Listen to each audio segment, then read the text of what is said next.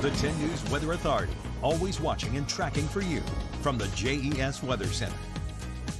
Well, good afternoon, everyone. Here is a live look at radar. Starting to see some showers build through parts of the Tennessee River Valley into parts of the Carolina. Way out there to our south and west, we are dealing with a tornado watch in the Dallas metro area. That goes until 7 p.m. this evening for Eastern Time, 8 p.m. Central. So, tornado watch active for parts of the Midwest and the Plains this afternoon, and that is going to continue as there is a severe weather threat for the remainder of our Friday, especially way out there. Level 3 out of 5, an enhanced risk. Now, conditions are very, very similar for tomorrow, so they're dealing with a multi-day threat of severe weather. Level 3 out of 5 once again for the first day of the weekend.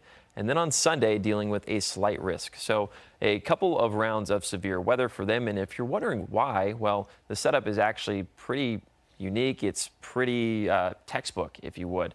They are dealing with a dry line. So they've got some dry, cold air moving in from parts of Canada and in and off of the Rockies from the west. And then they're dealing with humid and warm air off the Gulf of Mexico from the south. So the combination of these two different air masses is going to be in place for basically the next 3 days or so. Here's a look at Saturday. The dry line does not move much. And then on Sunday, the dry line is basically in the same spot as it was for Friday and for Saturday. Notice the warm front way up here. It starts to push off towards parts of Canada. So the majority of the U.S., at least the eastern half, is going to be humid and warm. So that's what we're going to be dealing with as we go into the next couple of days. But for now, we're underneath the wedge. We've got winds at the upper levels in from the west. We've got winds at the surface levels in from the east. So we're bringing in some colder air from the north, bringing in some cloudy skies, and the clouds are basically just trapped in place.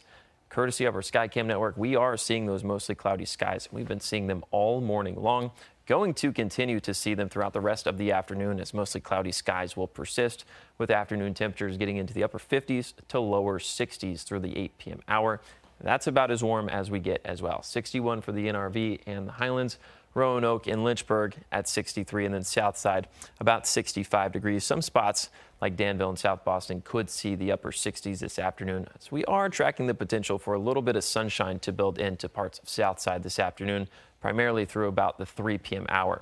Once we get into tonight, though, we're staying mostly cloudy, some isolated showers from time to time. So overnight temperatures are going to be in the upper 40s to lower 50s, just like they were this morning as we head into our Saturday. Staying mostly cloudy, and then a couple of rain chances early on, starting off at about 5 a.m. or so. Then by 11, a lot of the moisture pushes off towards the north and east. We stay mostly cloudy through the majority of the afternoon.